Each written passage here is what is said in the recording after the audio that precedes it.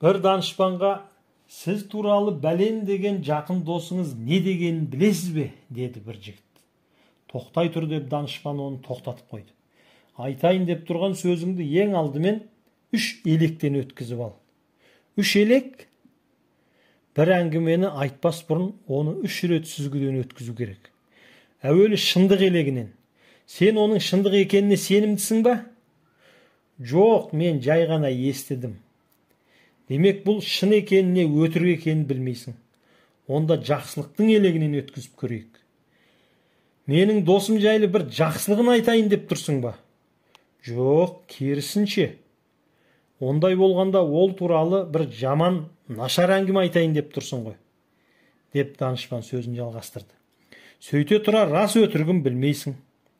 Онда 3-ші елек пайда елегінен өткізіп көрейік. Бұл хабардың